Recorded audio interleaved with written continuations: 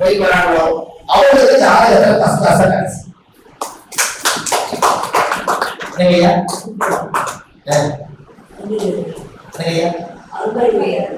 அருமையா இருக்குங்களா ஐயா? ரிஷபலக்கணத்துக்கு அந்த அவருக்கு சனி ஒருத்தர் தானே தர்மம்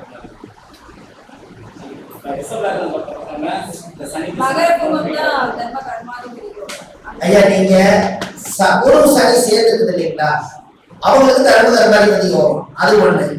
ரெண்டாவது அவங்களுடைய லக்னத்துக்கு 9 பேர் 10 பேர் சேர்ந்திருப்பாங்கல்ல, அது தர்மதிபதி யோகம். அது போல ரிஷப லக்னத்துக்கு ஒருத்தராவே வர்றதுனால அதுக்கு என்ன மாதிரி செய்யணும்? இல்ல, ரிஷப லக்னத்துக்கு 9 பேர் 10 பேர் சனியா வந்தா குரு சேர்த்துக்கணும். குருவனை சேர்த்துக்கணும்னு அவர் குருவை சேர்த்துக்கணும்னு நீங்க குரு சனி சேர்க்கை இல்லாம தர்மதிபதி யோகம் வேலை செய்ய காலபுருஷ தத்துவத்தை அப்ளை பண்ணிக்கணும். அப்ளை பண்ணி 9 குடைவர் குரு 10 குடைவர் சனி. நீங்க தட்சிணாமூர்த்தி கோயிலுக்கு போயிருக்கீங்களா? ஏதாவது குரு பகவான் கோயில் போயிருக்கீங்களா? குரு பகவான் அது 9 குடைவர் குருவா இருக்குது இல்லைங்களா. யாராவது ஜாதகத்துல 9 குடைவர் குருவிடா வந்து குரு உங்களை பார்த்ததுன்னா நீங்க சாதாரண தட்சிணாமூர்த்தி கோயிலா இருந்தாலும் பரவாயில்ல, குருவோட கோயில போய் ஒரு நாள் நீங்க தங்கிட்டு பார்த்தீங்கன்னா குரு வேலை செய்யும். புரியுதுங்களா? நான் அன்னைக்கு ஒரு நாள் சொன்னேன், பரிவர்த்தனை யோகம் சொன்னேன். சனியும் குருவும் பரிவர்த்தனை யோகமா இருந்தா அப்ப சனிக்கிழமை அன்னைக்கு தட்சிணாமூர்த்தி கோயிலுக்கு போய் ஒரு நாள் தூங்கியிருக்கேன். வியாழக்கிழமை குரு வர இல்லைங்களா, சனிக்கிழமை அன்னைக்கு வியாழக்கிழமை போய் திருநள்ளாறு கோயிலோட தங்கியிருக்கேன்னு சொன்னேன். இவர் வீட்டுல அவரோட தங்கிட்டாரு. அவர் வீட்டுல இவருக்கு நீங்களும் அதே மாதிரி தங்கிடுவாங்க.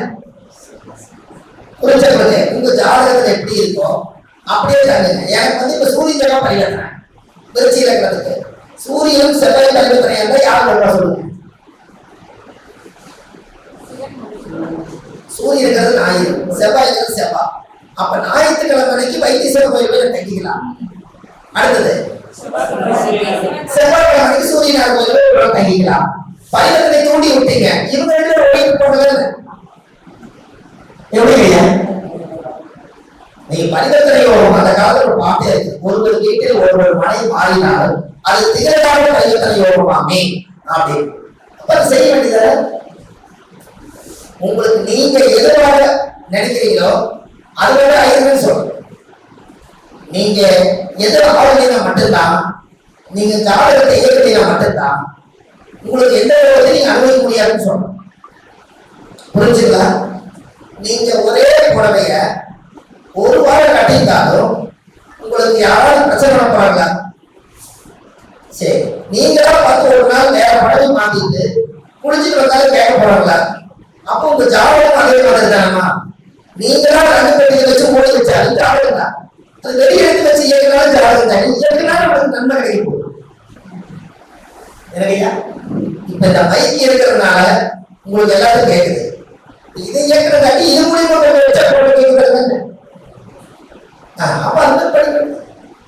எனக்கையா நீங்க கல்யாணம் நடந்துச்சுன்னா கல்யாண பத்திரிகையில ஒரு யூடியூப் நான் கொடுத்துருக்கேன். வள்ளுவர் பாக்கெட் யூடியூப் சேனல் பண்ணினா நிறைய பதிவுகள் கொடுத்துருப்பேன். அதுல கல்யாணம் ஆகாதவங்களுக்கு பத்திரிகை அடிச்சு நின்று ஒரு அவமானம் வரும். ஒரு ஜாதகத்துல 8ஆம் அதிபதி லக்னத்துல யாருக்கெல்லாம் இருக்குதோ அவங்க கல்யாணம் பண்ணும்போது ஜாகிரதையா பண்ணணும். ஏன்னா மனநிலையிலிருந்து திடீர்னு பொண்ணு காண போச்சுங்க, ஓடி போச்சுங்க, இப்பதான பழையதுன்னு இவ சொன்னா இப்படி எல்லாம் சொல்லுவோம். இந்த 8ஆம் மாங்கல்யம் லக்னத்துல தான் அவமானப்பட்டு கல்யாணம் முடியும். அப்படி இருக்கிறவங்களுக்கு முதலே கல்யாணம் உறுதி ஆகிறதுக்கு முன்னாடி ஒரு ரமேஷ்னு ஒரு பையனுக்கு ஒரு பொண்ணு பிரபான்னு வச்சுக்கங்க. அவங்க பிரபான பொண்ணு கல்யாணம் ஆகுறீங்கன்னா ரமேஷ்ங்கிற ஒரு பேரை போட்டு ஒரு கல்யாண பத்திரிக்கை அடிச்சு இந்த மாசத்துல எனக்கு கல்யாணம்னு ஒரு 1000 பேருக்கு கொடுத்துருங்க. அப்படியா உங்களுக்கு எப்ப கல்யாணம், எப்படி நிச்சயதார்த்தம் பண்ண, எப்படி மாப்பிள்ள, என்ன வேலை இருக்கிறாரு, இதெல்லாம் கேட்பாங்களா? அல்லது பார்த்தாச்சுங்க திடீர்னு முடிவெடுக்க வச்சு பத்திரிக்கை எல்லாரும் நாளைக்கு வந்துருக்கேன்னு சொல்லு. ஒரு 7 நாளைக்கு இந்த பத்திரிக்கை கொடுத்தா சொல்லப்படாதா இருக்குமா? இந்த அம்மாவும் 7 நாளைக்கு இறந்துச்சு. அந்த தேதி வந்து பாத்தீங்களா, ஒரு 7 நாளைக்கு முன்னாடி ஒரு தேதி கரெக்டா அந்த தேதி அன்னைக்கு ஒரு ஆத்துக்கரையில போய் மாலை போட்டு இந்த பத்திரிகை படிச்சு இன்னைக்கு இந்த நிலைமைக்கு இந்த ரமேஷை எனக்கு இந்த மாப்பிள்ளை பிடிக்கல, எனக்கு இந்த கல்யாணம் வேண்டாலும் பத்திரிகை பிடிச்சு தண்ணியில போட்டுட்டு இந்த மாலையை கட்டி தண்ணியில போட்டு குடிச்சிட்டு புது துணி போட்டு வந்துருச்சுன்னா இந்த பொண்ணுக்கு கல்யாணம் ஆகி பத்திரிகை அடிக்கிறவங்க வந்து கல்யாணம் ஆகிறவங்க வந்து பத்திரிகை அடிச்சு நின்று இருக்கிற தோஷம் அதோட ரமேஷ் இனிமேல் ஜென்மத்துக்கு வர மாட்டேன். போட்டது ரமேஷ் தானே. அதான் அவனுக்கு இப்படி பெண்ணுக்கு இப்படி பார்த்து அப்போ ஒரு கல்யாணம் அப்போ அவருக்கும் சொல்லியிருக்கீங்கல்ல, அது எல்லாம் பேசினாங்க முடிவு பண்ணாங்க. இப்ப அந்த கல்யாணத்தை நிறுத்திட்டோம். அப்படியா? அடாடா, நான் முடிஞ்சதுன்னு நினைச்சேன். அடடா, யாரு வரப்பட்டதோ அவங்களே ஆதாயப்பட்டிருப்பாங்க. அதோட அந்த பொழுது தோசை பத்தி பாட்டு மாங்கோட தோசம் கங்கையில போயிட்டு நிக்காதல்ல. பத்திரிகை 2 கிடைச்சாச்சு. இவர் ஆண்டு ஒரு பெண், இது 2 சேராது. இனிமே அவருக்கு வேண்டாம். இனி வர பாட்டு வருமல்ல, அது சேரலாம். இத முதல்ல செஞ்சுட்டா 5000 டிகிரி பத்திரிகை அடிச்சு கல்யாணம் பண்ண காரணம்னு சொல்லி அவமானம் பண்ண பண்ண விட 100 ரூபாய் வேலை முடிஞ்சது. இது பரவாயில்லைன்னு சொல்லுங்க, இந்த பரிகாரம் பரவாயில்லைன்னு சொல்லுங்க. இத ஒருத்தர் சொல்லி செஞ்சா நல்லதா? சின்ன சின்ன பரிகாரம் தான். நீங்க குழந்தை இல்லைன்னா சாமிக்கு பலிப்பீடம் வச்சிருப்பாங்கல்ல, அங்க சக்கரை பொங்கல் போட்டு நெய்வேத்தியம் பண்ணிப்பா, பழகிப்பா, பள்ளிக்கு சாப்பாடு இலைய வைக்க பார்ப்பாங்க பள்ளியில. அது வியாழக்கிழமை அந்த சோறு சாப்பிட சொல்ல குழந்தை அறிவுரை.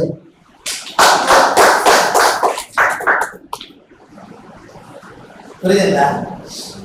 அந்த பொண்ணுக்கு கர்ப்பத்துல அந்த பள்ளிக்கூடத்தில் இருக்கிற சாப்பாடு சாப்பிடும், வியாழக்கிழமை சாப்பிடும், கோயில உட்கார் சாப்பிட சொல்லுங்க. அந்த பலிப்பீடத்தில் இருக்கிறத சாப்பிடும். அந்த தீய சக்திகள் எல்லாமே அந்த பலிப்பீடத்துக்கு நெய்வேத்தியம் வச்சா அந்த தோஷத்தை நிவர்த்தி பண்றதே பலிப்பீடம் தான். அப்ப எந்த தோசை நிவர்த்தி பண்ணி கூட பலிப்பீடத்துக்கு சாப்பிட சொல்லுங்க. கல்யாணம் தோசை முடியாது.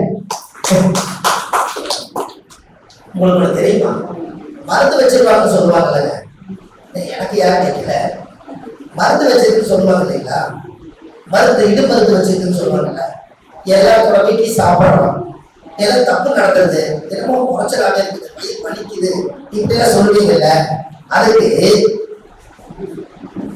விழாப்பழமும் பனங்கருப்பட்டியும் வச்சு ஒரு பழத்தை விழாப்பழமும் பனங்கருப்பட்டி வச்சு சாப்பிட்டுட்டீங்கன்னா வயிற்றுல மருந்து தோசை அன்னைக்கே நிறுத்தி.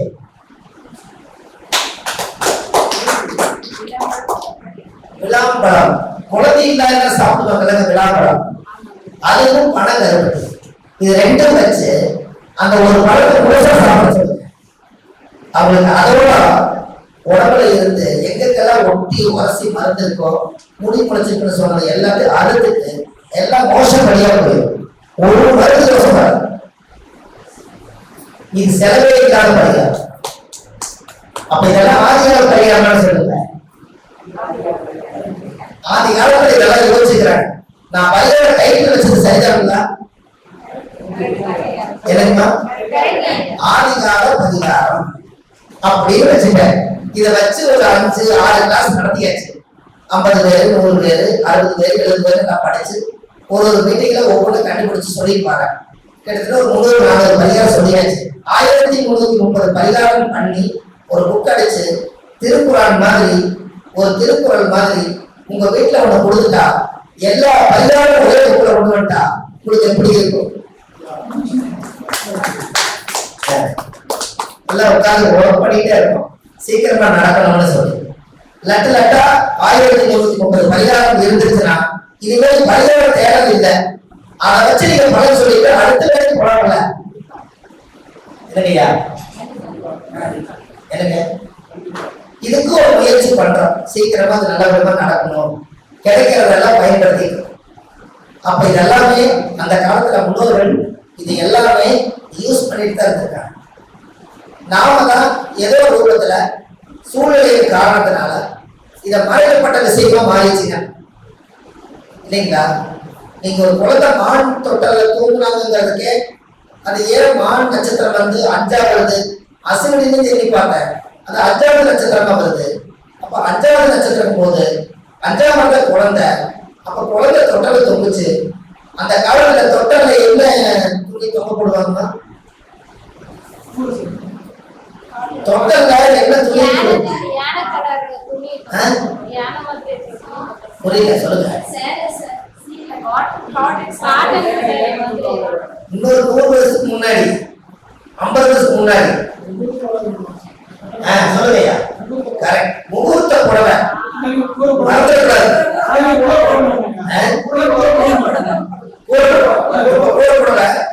அன்னைக்கு வந்து அந்த பொண்ணுக்கு ஒரு பட்டு சேலை எடுத்து பட்டு சேலையில அந்த பொண்ணு நிக்க வச்சா அது உலகத்தில் இல்லாத ஆனந்தமான சந்தோஷம் இருக்கும். இன்னைக்கு சர்வசாதாரணமா பட்டு சேலையும் கட்டுறாங்க. அன்னைக்கு அந்த பட்டு சேலை கட்டி அதுல கல்யாணம் போச்சு, அவங்க வாழ்ந்தது அந்த அந்த சேலை தான் சாட்சி. அந்த சேலையை பத்திரமா வச்சு ரகு பெட்டியில் வச்சு குழந்தை பிறந்தா முதல்ல அந்த தொட்டில தூங்க வச்சா அந்த உடலுடைய சுவாசம் வந்து அந்த குழந்தைக்கு தாயோட செயலான அந்த குழந்தைக்கு தெரியுமா. அதனால அந்த சுவாசத்தை கேட்டுட்டு இது எங்க அம்மா தான் என் கூட தூங்குதுன்னு சொல்லி அந்த குழந்தை தூங்கிடும்.